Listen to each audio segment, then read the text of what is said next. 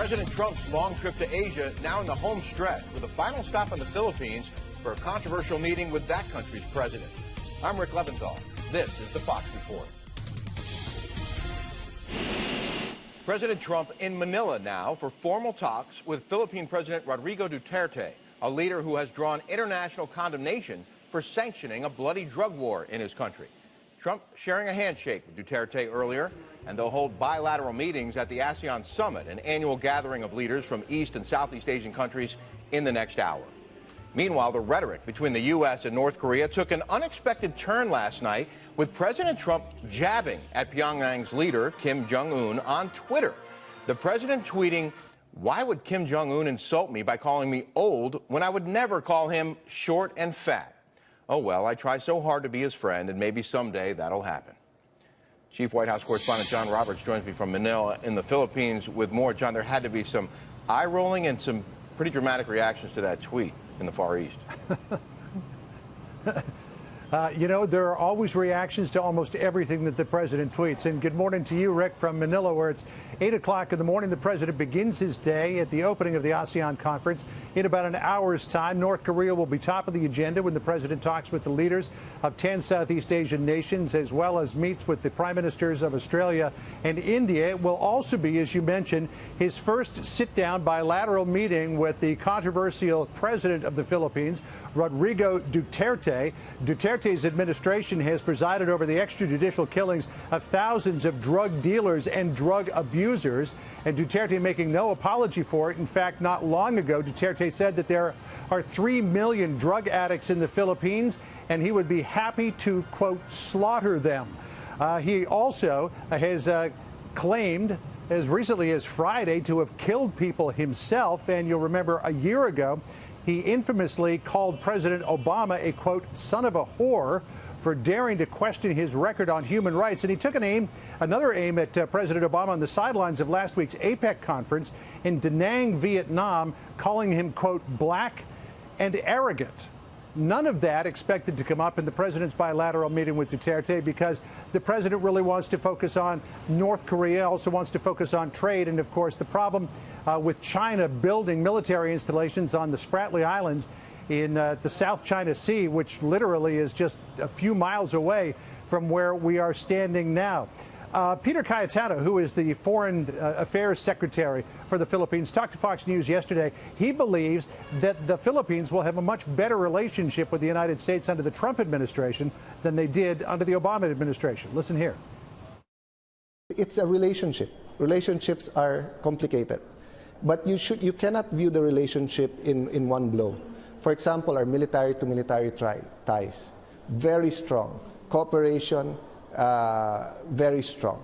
So if there was a misunderstanding with the previous administration, there were words that were misinterpreted because of the distance, because of the different culture, I think it's been repaired now.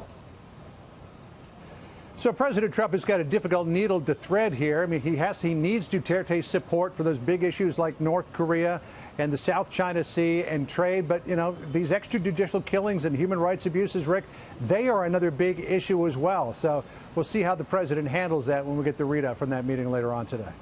And, John, last night at this time, we were talking about some of the controversy surrounding the president's remarks aboard Air Force One, and you got some clarification over the president's discussions with Vladimir Putin, right? Yeah, you'll remember that controversy erupted yesterday, Rick, a little earlier than this time, when the president said aboard Air Force One that Vladimir Putin had again assured him that he didn't meddle in the U.S. election. The president, when asked if he believed him, said, "I really believe that when he tells me that, he means it." That was taken back home initially, that the president believed Vladimir Putin. But we sought some clarification from him last night at a press conference that he had with President Quang of Vietnam in Hanoi at the presidential palace. I put the question to the president, can you clear this up once and for all? Do you believe or not believe President Putin when he says that neither he nor Russia meddled in the U.S. election? Let's listen to what the president said. What I said there is that I believe he believes that, and that's very important for somebody to believe. I believe that he feels that he and Russia did not meddle in the election. As to whether I believe it or not, I'm with our agencies, especially as currently constituted with their leadership. But aboard Air Force One, the president also disparaged the former leaders of the intelligence community, James Comey, James Clapper, and James Brennan, which brought a very sharp reaction from Brennan earlier this morning. Listen to this. Well, I think Mr. Putin is very clever in terms of playing to Mr. Trump's interest in being flattered.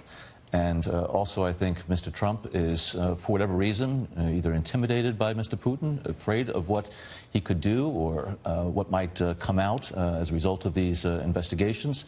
So it's very worrisome, and I think it sends a worrisome, very disturbing signal to our allies and partners who are concerned about Russian interference in their democratic processes as well. And Rick, the president actually called me yesterday morning to talk a little bit more about his meetings with President Putin. And he told me that they met on the sidelines of the APEC conference at cross-meeting tables, things like that, only very briefly. And he didn't want to spend that entire time arguing about whether or not Russia meddled in the election, because there were other important issues like what to do about Syria, what to do about North Korea that he needed to talk about. So he basically said that he listened to what Putin said and then moved on to other issues. You know, Rick? John, I was just going to ask you if the White House, and I guess President Trump himself, is disappointed that so much attention is being focused on these words about Putin when he's covered so much ground during this trip to Asia.